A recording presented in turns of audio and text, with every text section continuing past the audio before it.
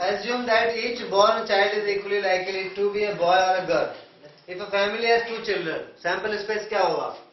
If a family has two children, तो sample space बनेगा या तो दोनों boy होंगे, boy girl, गर्ल बॉय या गर्ल गर्ल.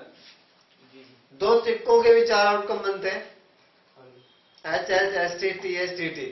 और दो बच्चे हैं तो गर्ल बॉय बॉय, इसके भी चार बनेंगे. पर दोनों में थोड़ा सा अंतर है. चार दोनों सेम इसलिए बने क्योंकि कॉइन के भी दो ही पहलू होते हैं, हेड टेल, और बच्चे के भी दो ही पहलू बॉय गर्ल. तो चार आउटकम बने. लेकिन अंतर एक है, अंतर ये है हेड पहले अगर गिरा तो एच टी इवेंट बना और बाद में गिरा तो टी एच. ठीक है, यहाँ पे एक हेड में दोनों माने जाएंगे. यहाँ पे एक बॉय बोलेगा तो भी वही बात होगी, boy girl girl boy.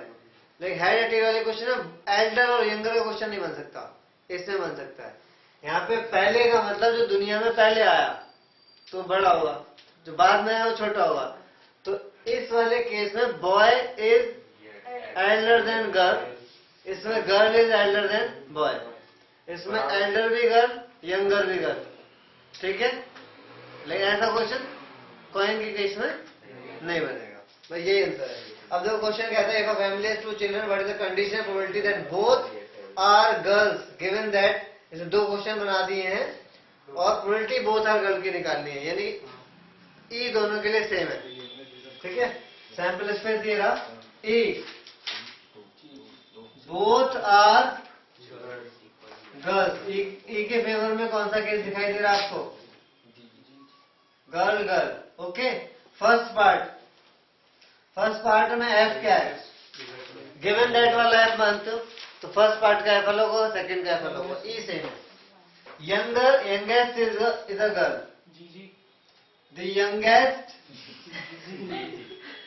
Is a, जो हंसना अगर हो ना तो बाहर जाके हंसो, और जो हंसी समझ अंदर हो. मैं बाहर बोले यहाँ पे रिकॉर्डिंग हो रही, बीच में डिस्टर्ब मत किया करो. The youngest is a girl. ठीक है, तो what he is trying to say the youngest child is a girl. और यंगेस्ट कौन सा वाला होगा? पहला वाला बाद वाला? बाद वाला. तो बाद में जी होना जरूरी है, पहले कुछ भी हो. BG and G G. Probability of F 2/4. E intersection F G G. This implies probability of E intersection F 1/4. ठीक है, now probability of E by F, probability of E intersection F divided by probability of F 1/4 2/4. Answer क्या आएगा? 1/2. Second part में F क्या कह रहा है? At least one is a girl. कम से कम एक गर्ल होनी चाहिए. कम से कम एक गर्ल होनी चाहिए या ज्यादा हो, पर ऐसा ना हो एक भी बच्चा गर्ल ना हो. तो एक ही केस 18 है, बी भी 18, बाकी सारे आएंगे B G girl boy and girl girl. तो प्रोबेबिलिटी ऑफ एफ क्या हो गई? 3/4. ई इंटरसेक्शन एफ क्या हो गया? जी जी. ई इंटरसेक्शन एफ जी जी हुआ, 1/4 नहीं हुआ.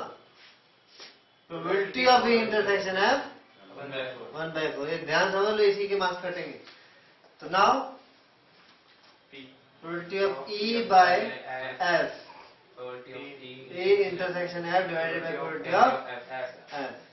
तो 1/4 3/4. ओके.